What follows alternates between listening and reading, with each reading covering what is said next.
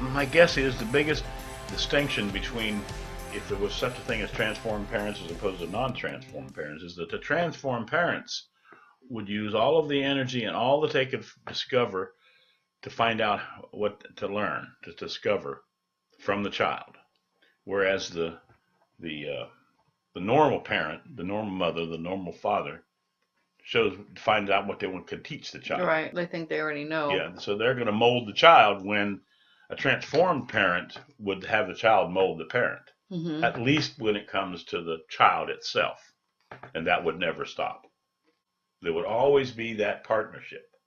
And partnership means when there's a mistake made, it's made by two people, if it's a two-person partnership.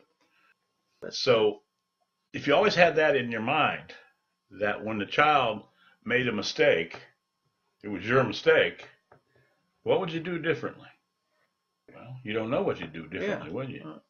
But there's one thing you wouldn't do, which is the greatest mistake we make, is to blame them. Mm-hmm. We still make it today. We send them to prison. We do all sorts of smack their hand and make them wrong and put them down. And look what that would do to raising a child if every parent said when the child made a mistake, it was my mistake. Today they say there's something wrong with the child. It's something. They're not really taking responsibility for the child, and then they don't know how. Yeah. They don't know how. Our world is built around right and wrong. So it's still blaming somebody. Still blame. It's right and wrong, and it's good, bad. It's all dualistic. Mm-hmm.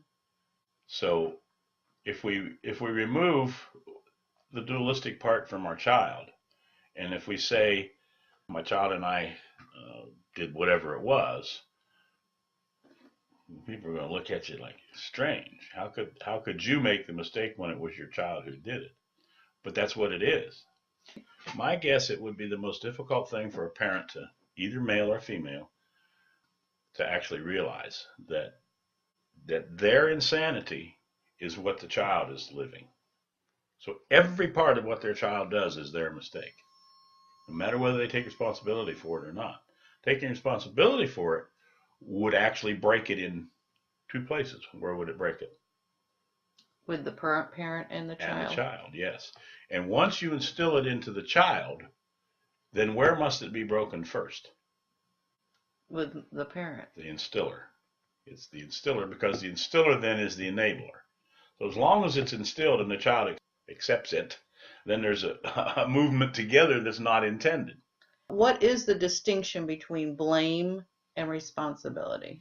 Responsibility means that everything that child does is your responsibility. When you no longer accept responsibility, what happens? Blame the Boop, other. there's blame. That's why it's so difficult to differentiate between what is responsibility and what is blame. Responsibility is what happens when blame disappears. Responsibility means you created it. Let's say you see a world war and you say, well, I didn't do that. So then what do? Blame the other side. You blame the other side. And that's where it's born. Okay, so responsibility is a creation. Well, yes. Is to see that I created. There is, in an ethereal way, or in a very real way, whichever way you want to realize it, there's creation. And then there's intelligence. And then there's love. And of course, then there's truth. So something is created from nothing, from nowhere. And that's what you're saying in the responsibility area. Then I'm responsible for that. And then there's intelligence, which holds what has been created.